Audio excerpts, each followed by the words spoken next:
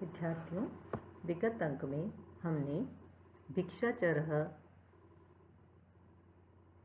शब्द की सिद्धि करी थी, भिक्षाचरः रूप को सिद्ध किया था। उसी क्रम में हम आज आके सेनाचरः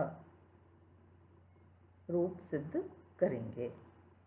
सेनाचरः, सेनां चरति इति सेनाचरः, सेनां चरति इति सेनाचरः। सेनाचरः वही प्रक्रिया रहेगी जो भिक्षाचर्य में रही थी। सेना अम उपपद पूर्वक चर धातु से भिक्षा सेना आदायशु च सूत्र से हम ट प्रत्यय करेंगे। सेना अम चर और ट, चर धातु हलंत आएगा, चर ट। ट की चुटु सूत्र से हम इत संज्ञा करेंगे तथा तस्य लोपः से लोप होकर ट में से अ अवशिष्ट रहेगा। सेना अम चर और अ। अब कर्तरी कर्मणो कृति सूत्र से यहाँ पर अम के स्थान पर गस का प्रयोग करेंगे। सेना गस चर और अ, चर और अ हम से कर देंगे तो चर चर हो जाएगा, क्योंकि र हलंत का है, चर में र हलंत का है, ट में से अवशिष्ट मिला है, दोनों को मिला देंगे तो चर, सेना गस चर। अब यहाँ पर जब हमने कर्तरी कर्मणो कृति से सेना अम में जो अम है उसको घस कर दिया तो सूत्र प्रवृत्त होगा उपपद मते, इससे उपपद समास हो जाएगा तथा सुपो धातो प्रातिपदिकयों से गस का लुक हो जाएगा। आप ये देख रहे होंगे पूरी प्रक्रिया हमारी अभी भिक्षाचर्य की तरह ही चल रही है। मैंने आपको यह बात विगत अंकों में कही थी, पुनः यही बात मैं दोहरा रही हूँ कि हम जब शब्द सिद्ध करते हैं, रूप सिद्ध करते हैं, तो समान रूप वाले शब्दों को हमें देखना चाहिए। उनका तुलनात्मक अध्ययन करते हुए हमें रूप सिद्ध करना चाहिए।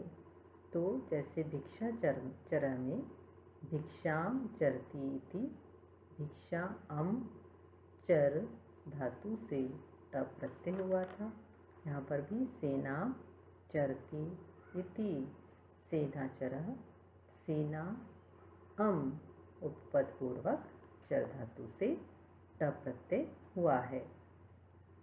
आगे की प्रक्रिया भी बिल्कुल समान ही है। कर्तरी कर्मो कृति से गस को, जो अम है हम इसको गस करेंगे, सेना गस चर और अ। अब उपपद मतिंग से उपपद समास तथा सुपो धातो प्रातिपदिकयों से गस का लुक हो जाएगा सेना और चर, सेनाचर यह रूप हमारा बनता है।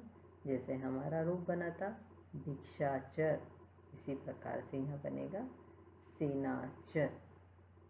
कृत तद्धित समासाश्च से प्रातिपदिक संज्ञा तथा सु औ जस से सु आदि प्रत्यय होकर स को रुत्व और विसर्ग होकर हमारा रूप बनता है सेनाचरः।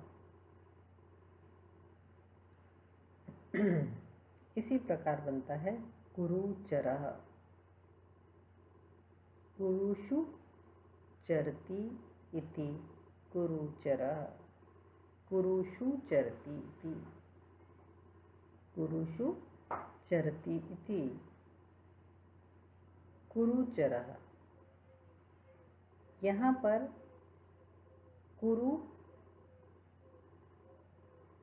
सुप उपपद पूर्वक कुरुषु सप्तमी भक्ति का बहुवचन है। देखिए भिक्षाम चरति इति सेनाम चरती थी द्वितीय भक्ति थी, इसलिए हमने भिक्षा अम उपपद पूर्वक, सेना अम उपपद पूर्वक यह बात कही थी। यहाँ हम कह रहे हैं कुरुषु चरती थी, कुरुचरः। कुरुषु सप्तमी भक्ति का बहुवचन का रूप है, इसलिए सप्तमी भक्ति का बहुवचन संज्ञक प्रत्यय गी ओस सुप सुप प्रत्यय होगा। कुरु सुप उपपद पूर्वक चर धातु से, यहाँ पर चरेष्टः सूत्र से ट प्रत्यय होगा। अभी हमने से भिक्षाचरः और सेनाचरः में भिक्षा सेना आदायशु च सूत्र से किया था। यहाँ पर कौन से सूत्र से होगा? चरेष्टः, चरेष्टः सूत्र से ट प्रत्यय होगा।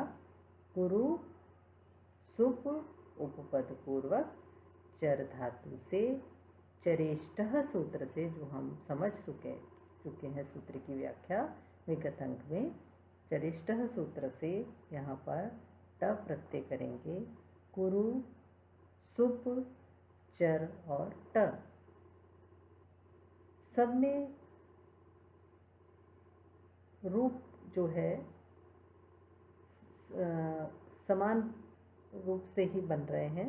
सबका सिद्ध करते वक्त समीकरण वही बन रहा है। जैसे भिक्षा अम चर और ट था, सेना अम चर और ट था।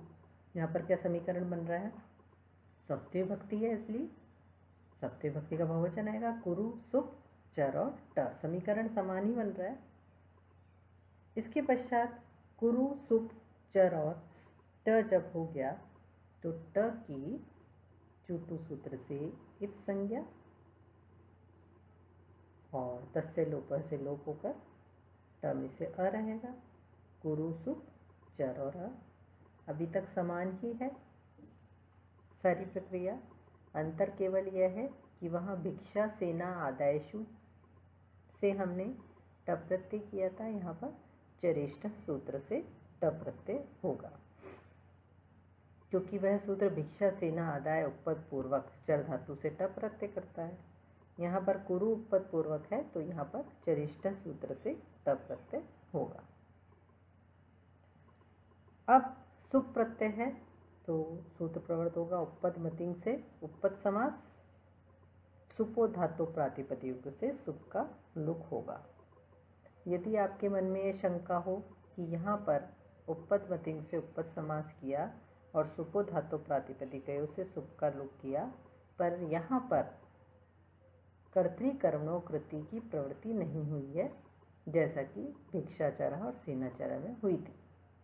पर मैं आपको यह बात स्पष्ट करना चाहूँगी कि कर्तृकर्मणों कृति कृदंत प्रत्यय के योग में कर्ता और कर्म में षष्ठी विभक्ति करता है।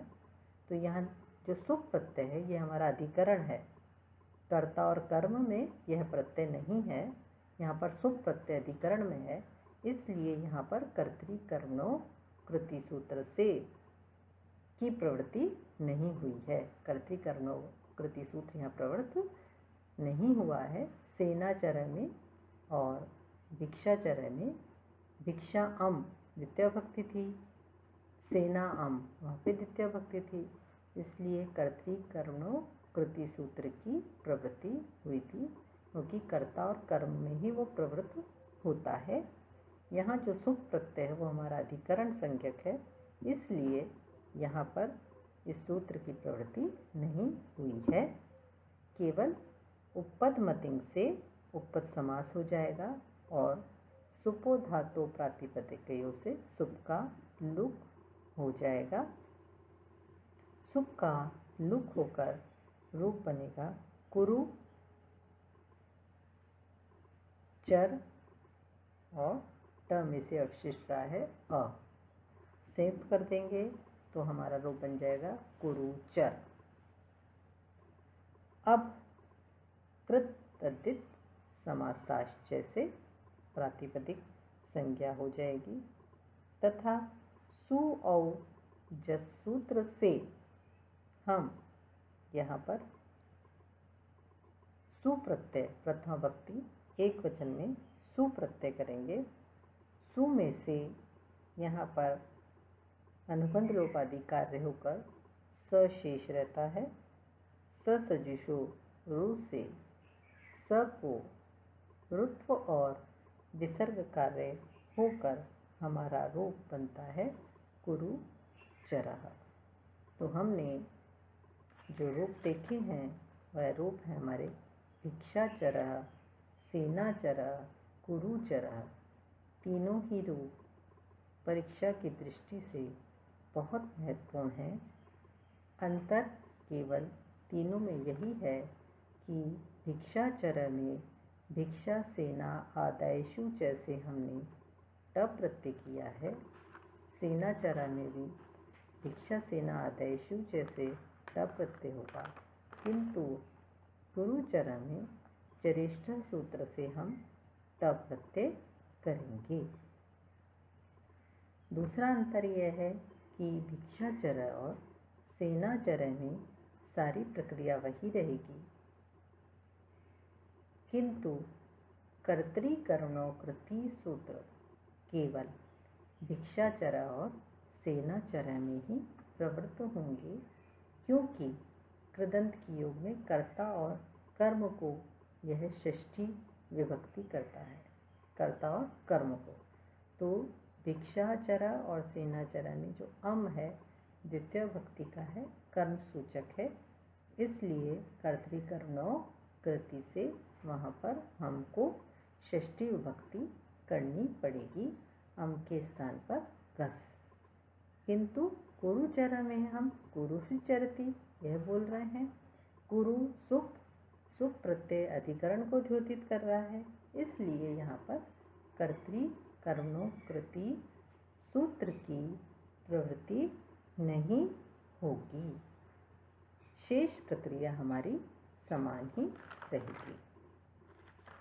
तो ये हमने तीन आज रूप समझे हैं,